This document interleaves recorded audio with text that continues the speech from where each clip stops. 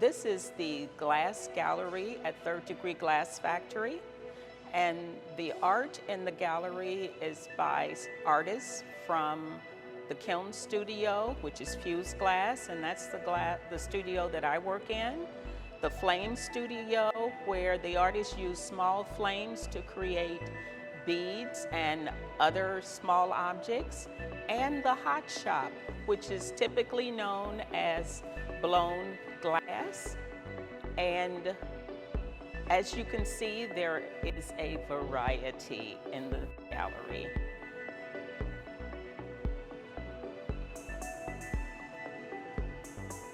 And you are getting a view of various styles. Each artist is unique and creates in their own style. Some artists use the same technique but in creative ways. Others are very creative in using various techniques. And when you go through the gallery, you can see that with the work that's on display.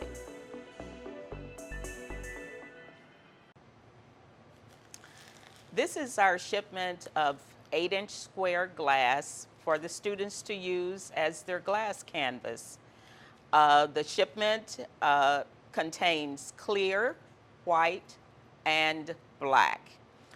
It comes wrapped in bubble wrap to secure so there's no breakage. So right now, I'm just simply unwrapping all of the glass before it goes into the kiln. Now that we have unpacked all of the 8-inch squares, we have black, white, and clear.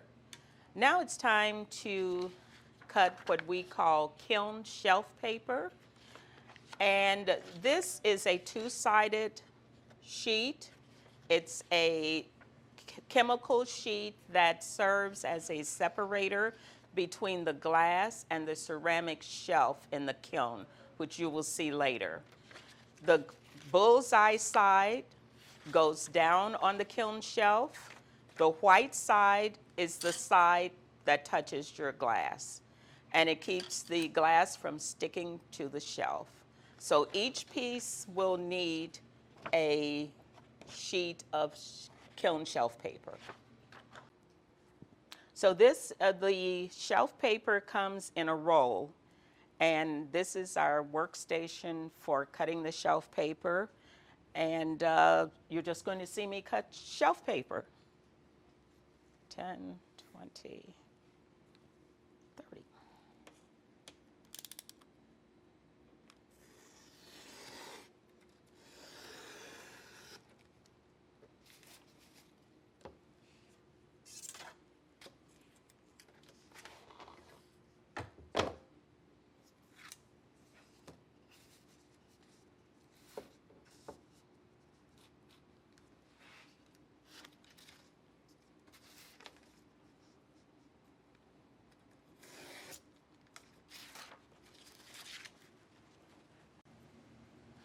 So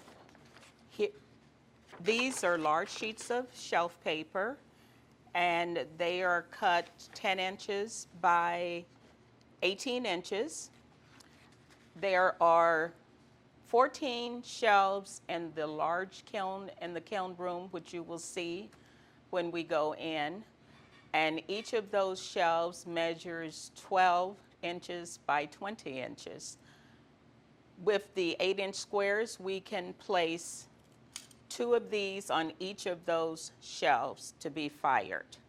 So the next step is to take the shelf paper into the kiln room, place it on the kiln shelves, and then take the glass in. And I will explain. You see a little jar here and a sifter, and I'll explain what I'm going to do with that. Okay, this is our largest kiln, and we call it the beef.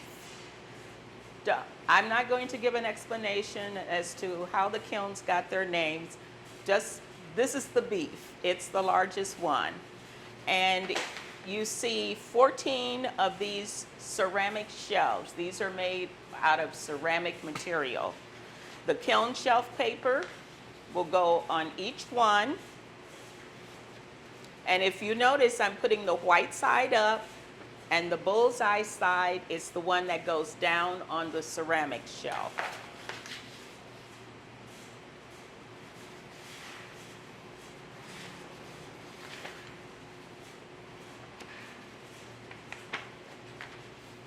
Now the next step is to bring the glass in and place it on the kiln shelf paper.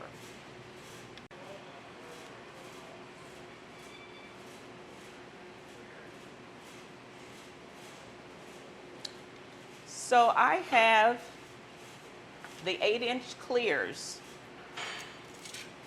which will be the base of the fused glass piece that the students will use. And 2 will fit on each shelf.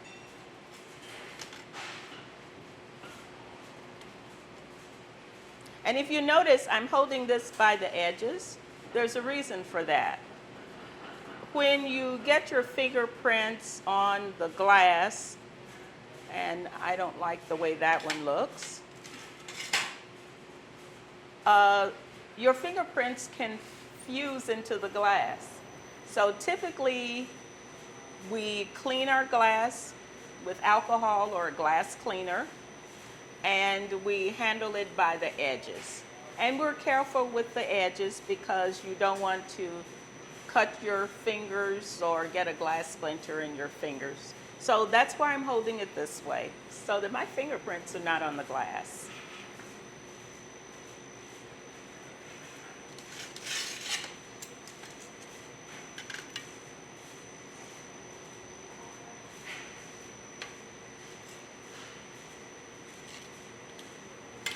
Now the next step will be to sprinkle clear glass powder on each of these, and then the top sheet of glass goes on top of that. The glass powder diminishes the possibility of bubbles forming between the 2 layers of glass. You want the glass to remain flat. So I'm going to get the powder and the top layers of glass. Okay, so as you can see, I have brought in the top layers of glass, white and black. And I also have a jar of clear powder. And when we use powder, we must use a mask because it's powder, but it's powdered glass. You don't want to inhale it. So now I'm going to have to go get a mask and put on. Okay, so now you can see I have on a mask to protect my lungs, and I'm going to sprinkle what we consider a light layer of the powder. You don't want to make it too thick.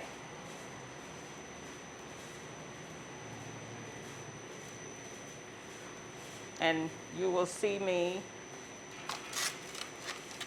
This one is for the last one that was here.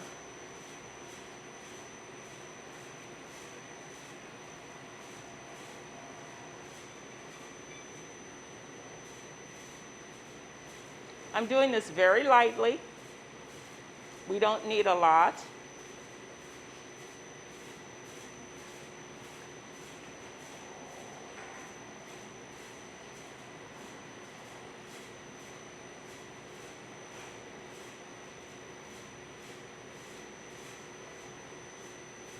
And I don't want to bring it all the way to the edge of the glass.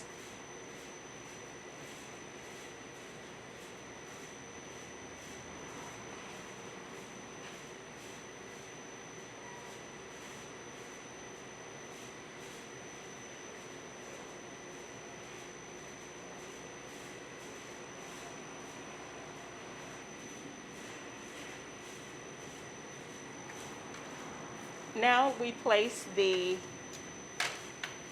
top layer on, and you may wonder, The question, can you put the clear base on top of your colored piece? The answer is yes. And it's an artistic decision whether you do that or not. If you put the clear layer on top, it's as though you're looking through that clear to see the color behind it. If you put your colored piece on top of the clear, you see that immediate pop of whatever that colored glass is or the design. Some things you're creating, if you have multiple pieces, you do want that clear base on top to make sure everything is held in place and aligned. With this, since the students are going to paint on the glass as a canvas, you want that colored piece on top.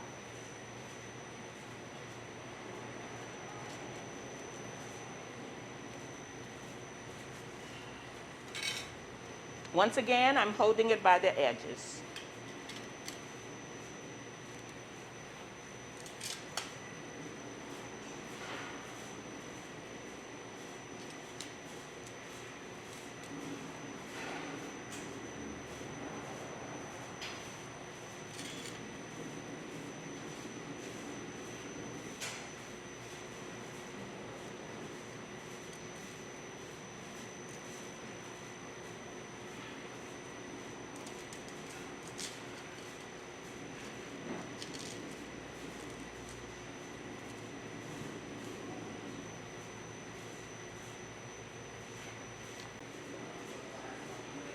Okay, so now that we have our glass on the ceramic shelves, I'm going to close the kiln.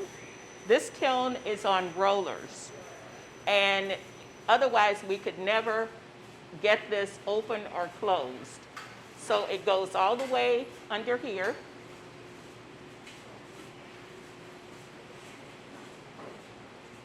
And it's all the way in. It stops. It knows when to stop. There's a stop behind there.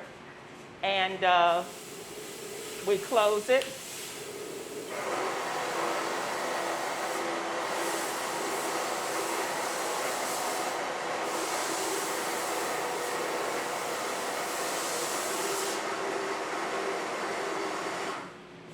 And it's closed. The next step is to program the kiln. And there is a firing schedule for each kiln, and also a firing schedule based upon what result you want. This firing schedule is what we call a full fuse. And let's go in and I'll show you the program I'm going to use.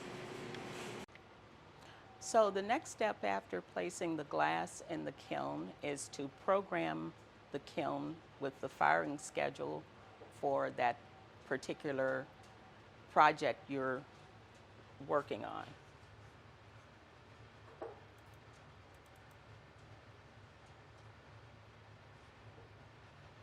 And it says oven. Each oven is actually a kiln. So 4 of our kilns are programmed digitally, and the others are programmed manually.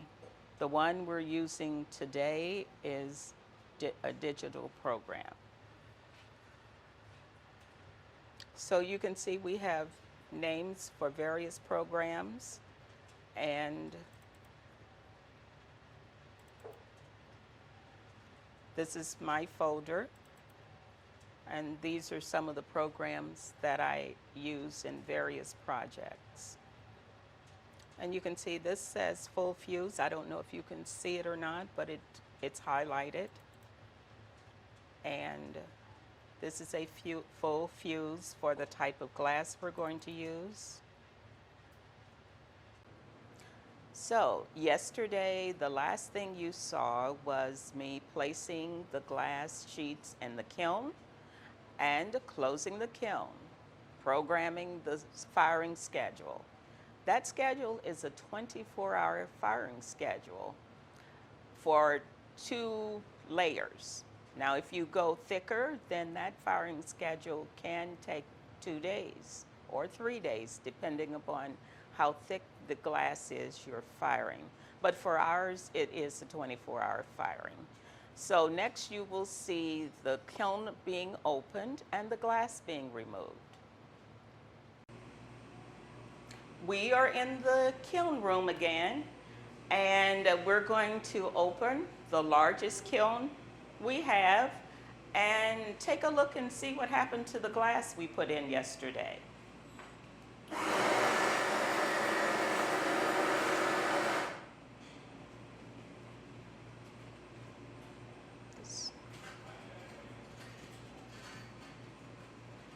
This is not rolling well today.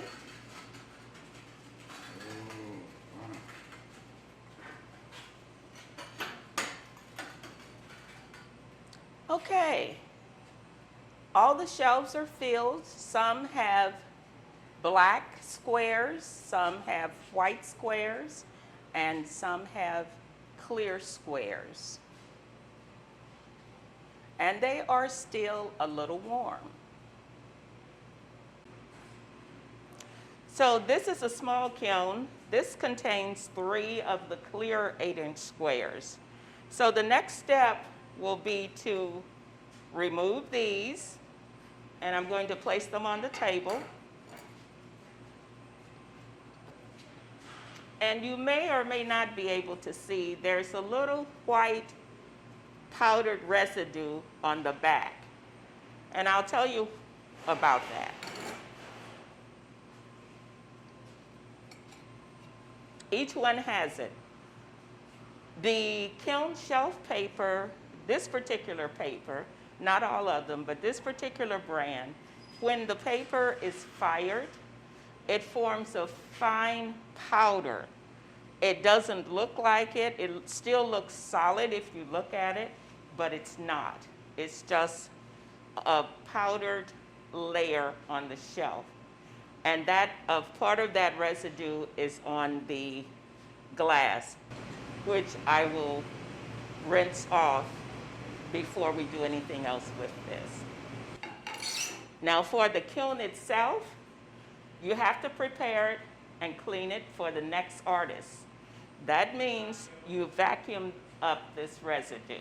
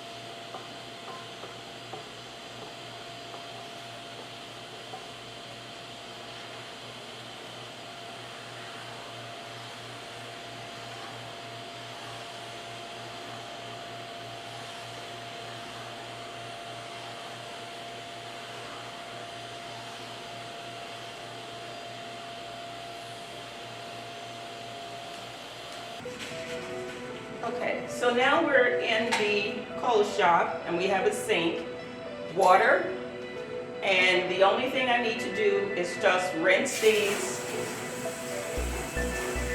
to get the residue off of the glass.